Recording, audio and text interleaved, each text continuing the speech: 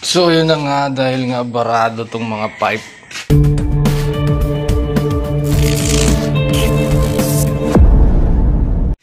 Tinigtik natin itong kahapon. Nalitan natin ang pipe yan.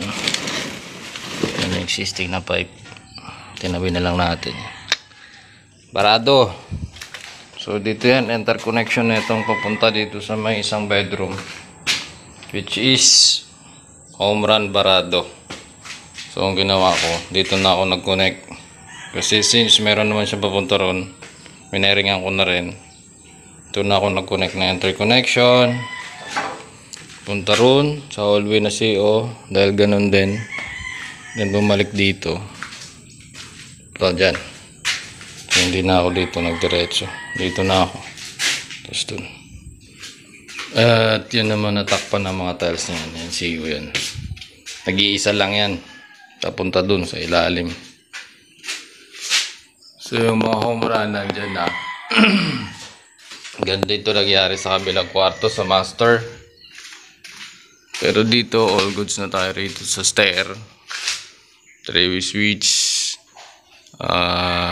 chandelier, corner lamp, then cob light. All goods na yan. 3-way. So dito pinatay na yung outlet na yun dahil dati yung CR nandito, kaya nakadrop yun. Binago. So pinatay na yan. Pinalitan na ito. So nag-wiring na rin ako dyan kahapon at connection nito pataas. So sa taas na ito dumaan dahil nagbago ang connection. CCTV, all goods. Then may CO dyan sa baba. So wala pang wire yan, waiting pa rin. So ang kulang ko na lang dito ay CR neto, master, at ang guest room wiring. Then yung nagpalagay na ng canopy lights dyan. So ang usapan dati ay meron dyang parang gagawing bubong sa ilalim yung ilaw. So nagbago, yung lagyan ng canopy yung mga bintana. So dyan na natin nilagay sa canopy yung ilaw. So magbabox pa ako dyan sa patawid dun. So ang daing pagbabago, ganun talaga.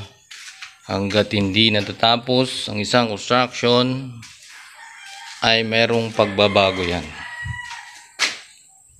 Pero dito all goods na tayo. So dyan, waiting na lang din. Dito sa baba, ground floor, waiting sa panel board.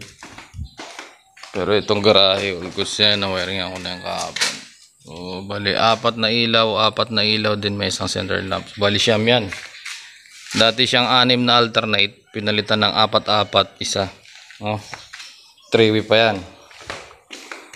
Dito yung switch niyan at saka doon 3-way switch. So yung kisame dito binaklas dahil binabago ng may-ari. So another na naman tayo dyan, usog at bawas ng ilaw. Ganun talaga, that's life. May pagbabago, merong nabago. So dito all goods na dito. Dito naman kulang ko na lang dito ay square box para sa doorbell. May separation dito, interconnection para sa wall lamp na 3-4 tapos isang doorbell. So yung doorbell additional yan at hindi kasama sa plano, hindi na pag-usapan. Pero libre na rin natin yan para all goods na. Yan na lang kulang. Tapos yung feeder line na hanapin ko pa rito. Kwento lang natin sa inyo itong mga nangyayari guys.